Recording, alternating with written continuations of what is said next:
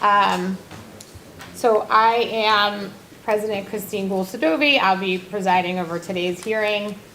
I would just like to start with a moment of silence in recognition of the passing of President Joe Fiordaliso.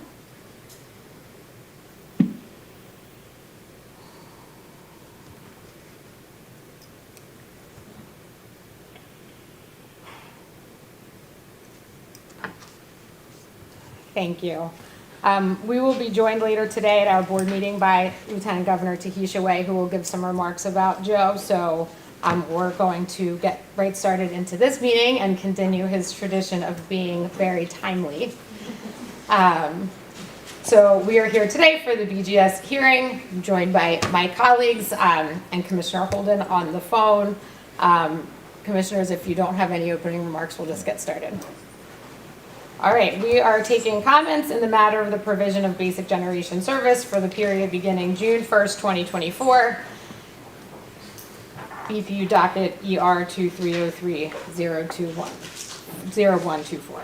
I will ask the DAG, Mako Eilick, to read a statement regarding the notice for today's hearing. Good morning, Madam President. Good morning, Commissioners. Adequate public notice has been provided pursuant to the Open Public Meetings Act. Notice of this hearing has been published in newspapers in broad circulation in the state and with the Secretary of State, and has been published on the board's website as well as posted in the board's office. Thank you. On June 30th, 2023, the electric distribution companies jointly filed their proposal addressing how to procure the remaining 1/3 of the state's BGS RSCP and the annual CIEP requirements for the period beginning June 1st, 2024. In addition, the board also invited all other interested stakeholders to file alternative BGS procurement proposals with the board by July 3rd, 2023. Today's hearing is part of the procedural schedule adopted by the board in its April 13th, 2023 order initiating this matter. All right, so I want to get started with NERA and the EDCs as our first presenters.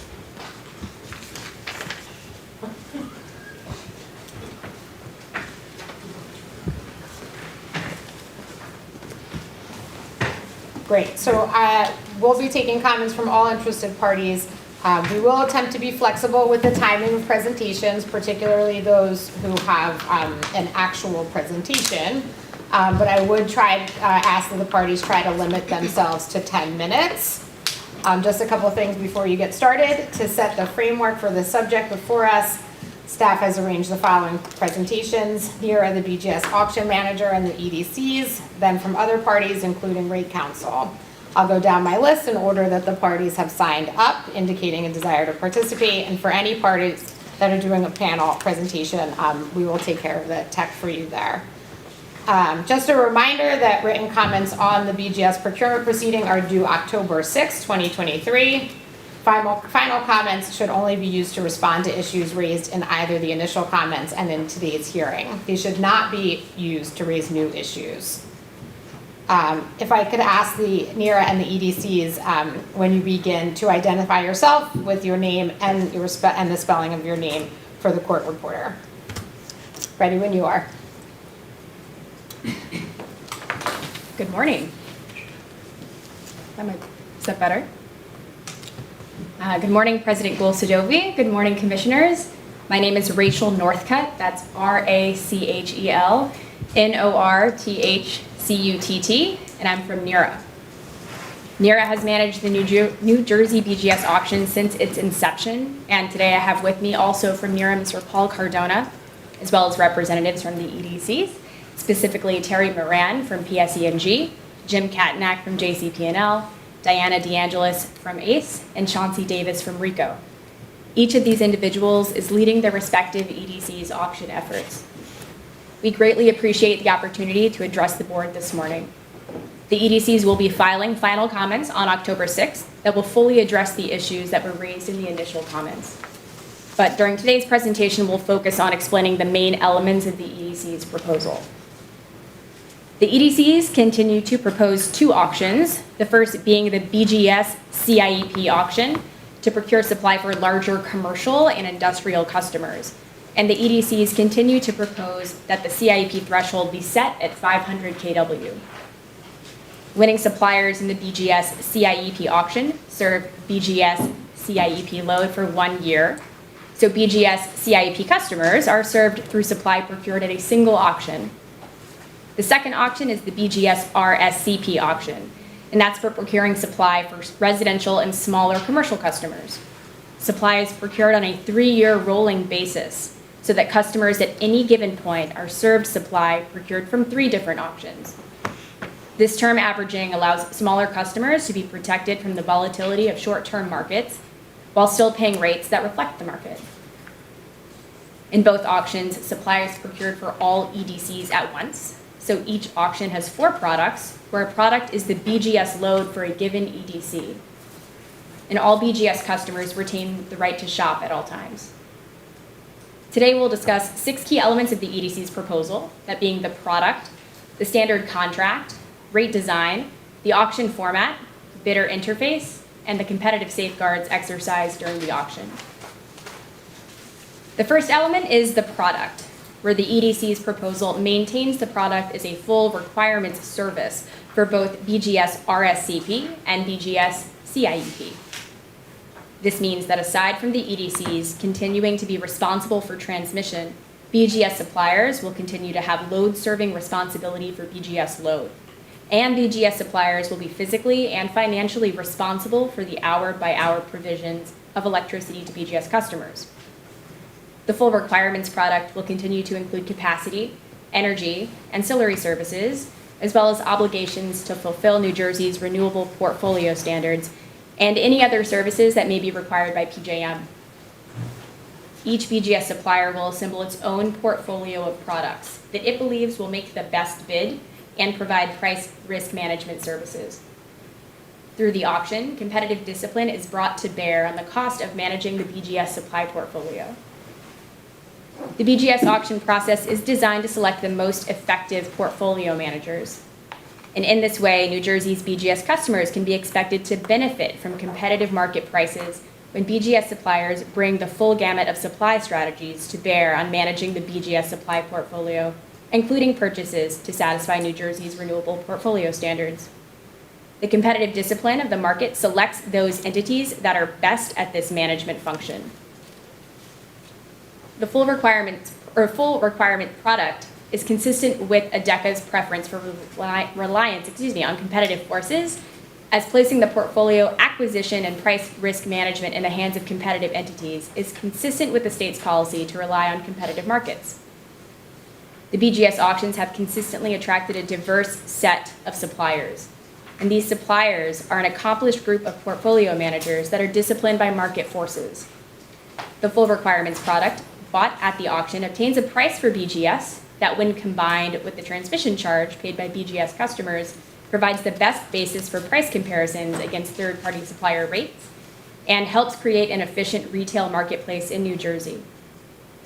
Finally, the rolling procurement structure for small commercial and residential customers through the BGS RSCP auction provides a proper balance between reflecting current market prices and protecting those customers from market volatility. And I'll stop here and I'll hand things over to my colleague, Mr. Paul Cardona. Thank you, Rachel. Good morning, President Golsadovy. Good morning, Commissioners. As Rachel mentioned, my name is Paul Cardona. That's Paulcardona. And like Rachel, I'm with NERA Economic Consulting, and I appreciate the opportunity to present in front of you here today. The second element of the EDC's proposal is the standard contract. The standard contract in the auctions is referred to as the Supplier Master Agreement, or the SMAs. And the basic structure in terms of the standard contract has been maintained from prior years. As in prior years, during the application process, BGS suppliers must agree to the standard terms of the contract, and that is approved by the board. The standard contract is entered into by each BGS supplier with the EDC it is supplying, and enables a uniform set of obligations across all 4 New Jersey EDCs. The standard contract includes uniformly applied creditworthiness requirements, as well as financial guarantees that help assure customers will receive the benefit of the bargain obtained through the BGS auctions. Importantly, the standard contract enables a transparent, price-only identification of winning bids, and there is no subjectivity in winning bidders. Prior to moving on to the next element, I'll just like to flag one additional element of the BGS RSCP SMA included in the EDC's proposal. Due to PJM's schedule for the capacity auctions, the BGS RSCP SMA includes supplements for capacity proxy prices for the last 2 years of the supply period. So that's energy years 2026 and energy year 2027, which is consistent with the approach approved by the board in BGS proceedings since 2020. The rate design is also a key element of the BGS proposal and allows rates to be market reflective and to reflect final auction prices. Beginning with the 2021 auctions, the EDCs are responsible for transmission, and each EDC shows a separate transmission charge. As provided in each EDC's company-specific addendum, the rate design specifies how rates would be adjusted for capacity prices in energy years 2026 and 2027 should the supplements in the BGS RSCP SMA be used. As in the past, the EDCs request that the rate design be approved in advance by the board. This is important as bidders use the rate design to assess migration risks and to prepare their bids. And while the rate design would be approved in advance by the board, calculations would be refreshed approximately 10 days prior to the start of the auctions with the latest data from PJM. Each EDC's company-specific addendum submitted with the July filing contains a proposal regarding rate design for direct current fast charging stations in response to the board's directives and reflective of the meetings conducted with staff with interested stakeholders in early 2023. The fourth element of the EDC's proposal is the auction format. And consistent with prior years, the auction format proposed is a descending clock auction, which is a multi-round and multi-product design. The format is a multi-product one because loads from all of the EDCs are simultaneously procured through each auction. It is a multi-round format as over several rounds, bidders submit bids and receive information regarding those bids. And then bidders have an opportunity to bid again at a lower price in a subsequent round. As the auction progresses and one round leads to the next, bidders know that they must submit bids at a lower price in order to win at the auction. Competition amongst the suppliers drives the prices in the auction down to levels that are consistent with the market. This objective method of selecting winners through this auction process provides for greater transparency that maximizes competition and thus minimizes prices. At a practical level, the auction is conducted online so that bidders submit their bids using a web-based interface, and this is consistent throughout the history of the BGS auctions. The fifth element of the EDC's proposal is the bidder interface, the auction manager is the one that ensures this interface with bidders. So what this means is that we are the ones to interact with and provide information to bidders, and we do this in several ways. We maintain a BGS auction website that serves as a central source of information about the auctions. We host several webcasts. The first is set to occur in mid-October, the second in November, and the third will be held for registered bidders in January. We also provide bidders with an opportunity to practice submitting their bids through the web-based interface through 2 training sessions that are set to occur in January as well. We respond to bidder questions and make available the resulting questions and answers on the BGS auction website. Additionally, we process bidder applications and work to establish a qualified field of informed bidders for the auctions. The sixth and final element of the EDC's proposal is a set of competitive safeguards. And so I mentioned earlier today that the auction format is designed so that competition amongst suppliers drives prices down to levels that are consistent with the market. In addition to the auction format, there are a set of competitive safeguards to further promote competition in the auction. One of these safeguards includes provisions to adjust auction volume to ensure a competitive bidding environment. A second is the use of load caps, which are limits on the amounts that any bidder may bid and win in the auction. This limits credit risk for customers and prevents larger bidders from unduly influencing the results of the auction. Lastly, there are specific association rules that are designed to prevent collusion amongst bidders. Prior to passing the presentation back to Rachel, I'd just like to briefly talk about the roles in the auction. There are well-defined roles for the auction manager, the EDCs, the board, and the board's consultant. The auction manager is responsible for carrying out the auction efforts, promotional efforts, communicating information, organizing responses to bidder questions, and administering auctions in accordance with the rules as approved by the board. The board's consultant oversees the conduct of the auctions and briefs the board during the auction process. The board monitors the auctions and reviews and renders a decision on the final auction results. NERA looks forward to working with the board's consultant and board staff as representatives of the board to reach key decisions on the auctions, including starting prices, as well as working with them while they observe the auctions. With that, I'll pass the presentation back to Rachel to provide closing remarks on the EDC's proposal. Thank you, President Goul-Sadovi, and thank you, Commissioners, for your time today. Thank you. Thanks, Paul. To conclude today's presentation, as in prior years, we request that the board approve the auction processes filed by the EDCs. We request that the board continue to follow a procedure that will enable it to render a decision on the auction results within 2 business days of the close of the auction. And as in prior years, we request that the BGS rate design be established prior to the auction. Finally, we request that the board approve the contingency plan, cost recovery, and accounting treatment set forth in each company's specific addendum. Thank you, President Goul-Sadovi, and thank you, Commissioners. Thank you so much. Any questions from my colleagues? Commissioner Holden, any questions? Okay, No, ma'am. great. All right, thank you so much. Thank you. We have now the Independent Energy Producers of New Jersey. And again, if you could limit yourself to 10 minutes and identify yourself with the spelling of your name. Hi. Hi, I'm Belle Gable, G-A-B-E-L. I think your mic is off, Belle.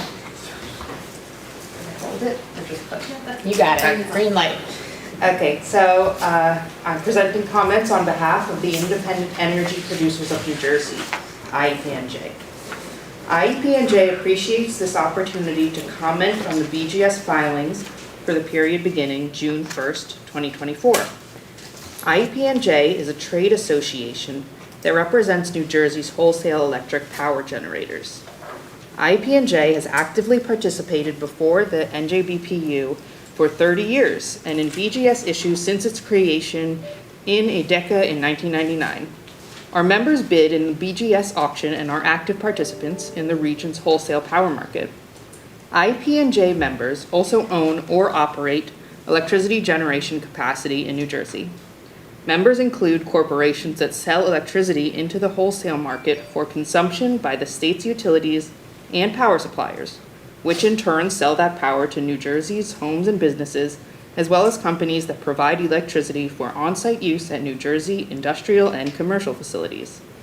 Since 1992, IEPNJ has worked productively with stakeholders, including the BPU, the DEP, and state legislators, to develop responsible environmental and energy policies.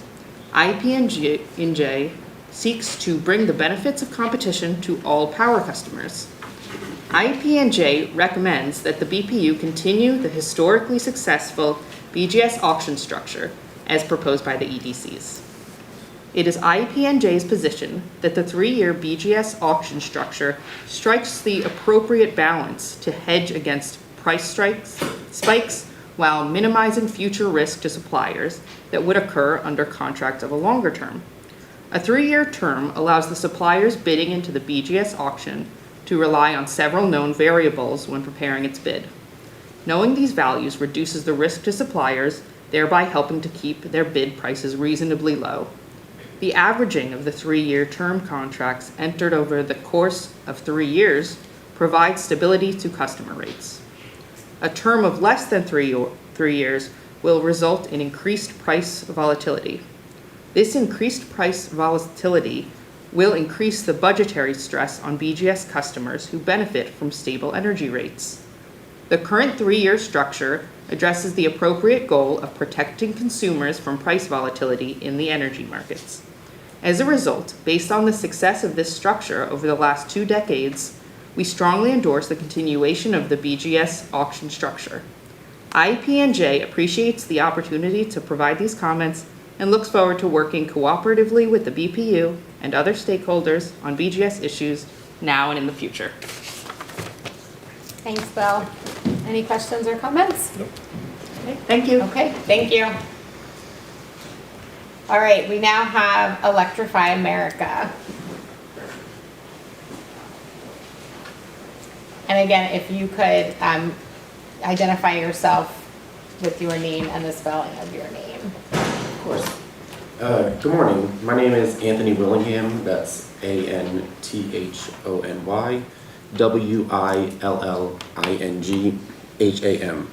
And I'm the State Government Affairs Manager for Electrify America. I'm here to provide comments on behalf of Electrify America in support of the direct current fast charging, or DCFC, rate design proposals subject to this proceeding. We want to start by expressing our support for these proposals and by thanking the EDCs and all involved stakeholders for their work that went into this. While largely supportive, I offer two suggestions with respect to these programs. First, each program should allow for opt-in of new entrant EV charging stations for program year 2. This will allow new charging stations to take advantage of these rate design proposals and will incentivize continued capital investment in New Jersey. It also facilitates an amortization of implementation costs over a larger customer base as new additional stations enroll in the program. Second, JCP&L's program should be extended to 2 years instead of 1 to be consistent with the proposals by the other EDCs. While these term-limited programs are a good first step, the need for a long-term permanent rate design alternative cannot be understated. The status quo, characterized by high and erratic demand charges, disincentivized private investment in EV infrastructure in New Jersey. Without an alternative, New Jersey risks diminishing the effectiveness of the National Electric Vehicle Infrastructure Investments, or NEVI, shifting the financial burden for charging infrastructure to ratepayers, and slowing progress towards meeting its electrification goals. Volumetric rates and billing at kilowatt-hour basis, as captured in these proposals, will provide charging station operators greater certainty and reduce current volatility associated with traditional demand-based billing practices. And to reiterate, these term-limited programs are not sufficient substitutes for a long-term solution. Electrify America operates DC fast chargers throughout the country, including 23 stations in New Jersey with 106 individual chargers. Electrify America has built a record of advocacy in New Jersey in support of a DCFC rate design that addresses the well-documented barrier that demand charges pose to greater EV adoption. Through our focus on public charging stations and fast chargers, we are committed to supporting public policy goals of transportation, electrification, and supporting a nationwide build-out of EV infrastructure. More public charging stations and fast chargers are necessary to achieve these electrification goals. Again, Electrify America wants to thank the EDCs for these proposals and for all involved stakeholders and participants throughout this process. We recommend the board approve these proposals with the slight modifications discussed in our comments, and formal written comments have been submitted for the record. Thank you. Thanks, Anthony. Just one question for me, and do you also? Do you have any insight on the other charging companies, infrastructure companies, their position on this? Or is this just Electrify America? I'm speaking just on behalf of Electrify America. We have been having conversations with other charging station providers, and you'll likely hear from us soon with a joint letter. Okay. Thanks. Oh, same question? Huh, look at that. All right, thank you, Anthony. Thank you. And now we will turn to the Division of Rate Counsel. And again, if you could identify yourself with the spelling of your name. Thanks. Good morning, President, Commissioners. My name is David Wand, spelled D-A-V-I-D, W-A-N-D. I'm Deputy Rate Counsel for the Division of Rate Counsel. I have a prepared statement, but first I'd just like to say that I had the opportunity to work with President Fiordaliso when I served as a DAG many years ago, and I'm forever grateful for that experience and just the example he set as a public servant. So I just want to begin by saying that. Thank you. And and I look forward to the future and the history that he's set for this board and for everyone active in this space. Thank you. David. So, as I said, David Wand, representing the Division of Rate Counsel. I want to thank you for the opportunity today to appear before you on behalf of New Jersey ratepayers regarding the 2024 BGS proposal submitted by the Electric Distribution Companies, or EDCs. Rate Counsel filed initial written comments with the board in this matter. Our comments today focus on the EDC's proposed continuation of certain temporary measures in the 2024 BGS process. In our initial written comments, we discussed the DCFC incentive proposals by each EDC. Although Rate Counsel does not oppose the temporary incentive programs, Rate Counsel generally has concerns about the lack of data on which the incentive programs are being based and asks that data continue to be collected from each EDC. Rate Counsel also has specific concerns about the incentive proposals by JCP&L and RICO that require all BGS CIEP customers to subsidize the incentives.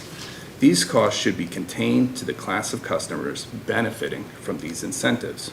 We also continue to carry concerns about the lack of evidence that these ratepayer-funded incentives are in fact needed for further expansion of EV charging infrastructure.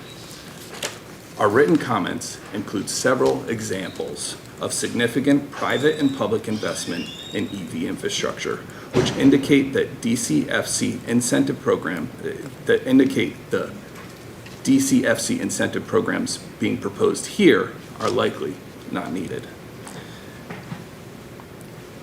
In addition to the DCFC incentive proposals, the EDCs have requested that they be allowed to continue to use capacity proxy prices for both the 2025, 2026, and 2026, 2027 delivery years. As noted in Rate Counsel's prior BGS comments, PJM's capacity auctions have been delayed due to prolonged regulatory uncertainty at the federal level. Based on this, the EDCs argue that potential BGS RSCP suppliers may include risk premiums into their bids or choose not to participate altogether if the capacity price is not known prior to the auction. To address this concern,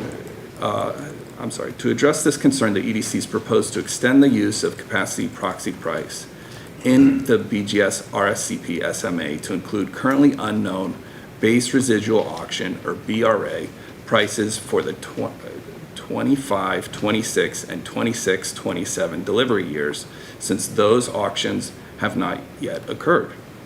The EDCs propose utilizing the capacity proxy price if the BRA results are not known at least 5 days prior to the EDC's BGS RSCP auction. We don't oppose this, but we continue to question the efficacy of using capacity proxy price in avoiding risk premiums because the EDCs are unable to quantify or prove that risk premiums are being avoided by utilizing the capacity proxy price.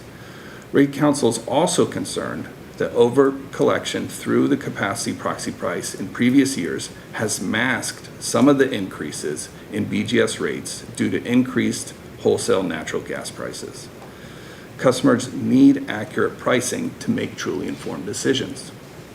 That said, for purposes of consistency, Rate Counsel does not object to the extension of the capacity proxy price in this proceeding. Last, regarding a remote auction platform, Rate Counsel is in favor of reducing administrative costs associated with the physical BGS auction office while the auctions are being conducted remotely.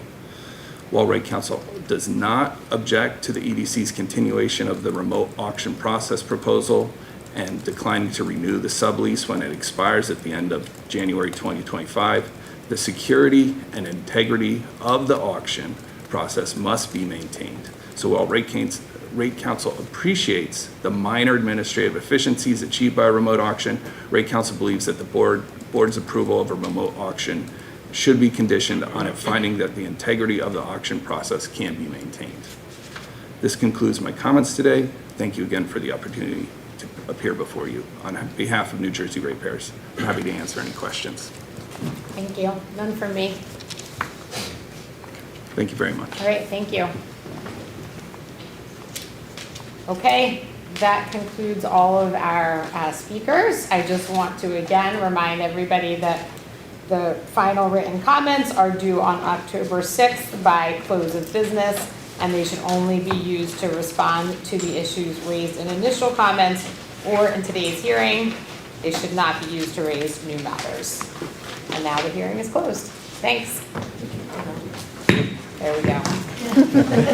Now it's really closed.